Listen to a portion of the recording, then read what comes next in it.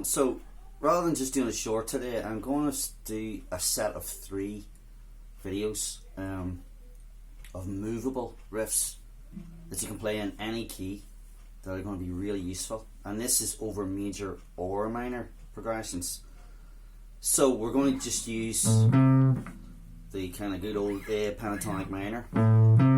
Now, if you want the tabs of all these riffs, please click down in the description. You can download the tabs for free, and they'll be emailed straight through to you.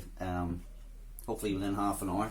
As soon as you click the link, you should get them pretty soon. So it's going to be 3 separate videos and in each video there will be the riffs to download. So we'll run through the scale. There'll also be a tab of the scale. You've probably seen the scale if you haven't. Right, it's A pentatonic minor, starting on string 6 fret 5.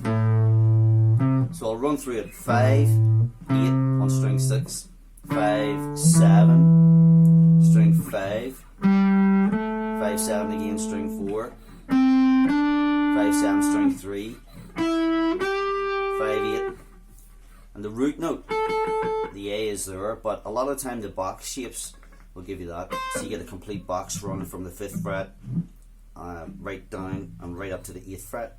It does extend on up, but today we're only using 2 octaves.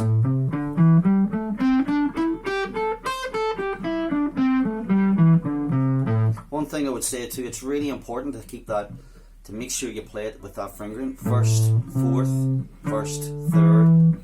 Reason being, an awful lot of solos and riffs are spaced out over 3 frets, and you'll notice that in solos. And the more riffs you learn, especially coming from a fretted scale like this one, they're all spaced sort of the same. So the first riff is just going to be, these are all movable into any key. So if we have, we're going to do this one in A, but I'm going to show you how it'll sound in different keys. So I'm going to use the keys of A on the 5th, B on the 7th, G on the 3rd. You could even use them down on F. You don't get a lot of solos on F, but a lot of them are G, A and B, among other places. So I'm just going to bend up what would be the D note here. So a lot of riffs will start on a root note, but I'm going to bend on the D note because it sort of puts you in between. And when you bend up, you can go back to the root and finish, or bend up and then you think, right, where's it going to go now? But today we're just going to come back to the root. But there'll be videos maybe soon where I'm going to sort of experiment and move things around. But at the minute, it's just going to be a simple: grab the 7th fret on the G, bend it up, bring it down, play the 5th on the G, 7 on the D. Now that might seem quite simple. If you've been playing lead a while, that probably will be. But for anybody starting out, that's going to be pretty tricky to get used to. Bends aren't the easiest thing. It's all about the pitch. So I'm basically bending that up to the pitch of what it would be here. So if I bend this up, so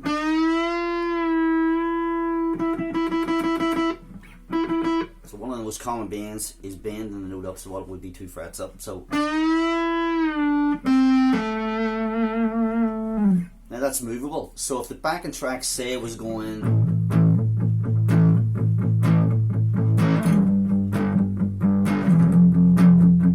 so just A minor,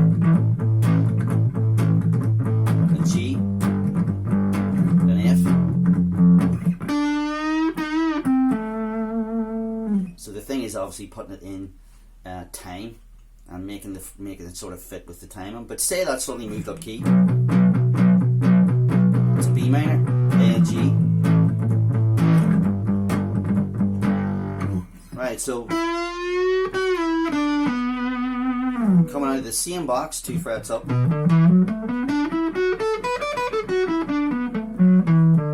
But now we're playing 7, 10, 7, 9, 7, 9, 7, 9, 7, 10, 7, 10. And again, it's just.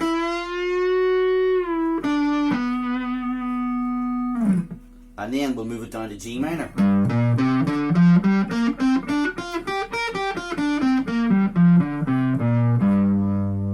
We're going to do the same thing, only now bending the fifth up. So we're bending the fifth up, so bending basically the fifth to the seventh, then the third, and then a 5 on the D string. So the root note each time that we're coming back to, the backing track would be in the key of, in that case, G minor. But what if the song was major?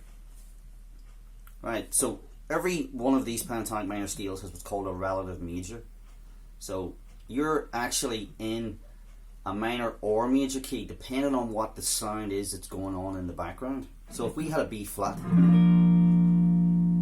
alright, and then went down, so if the chords were playing major sound in the background,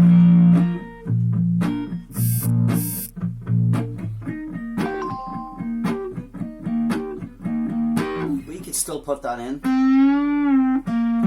and it would sound more bright than dark, because the background chords are bright sounding.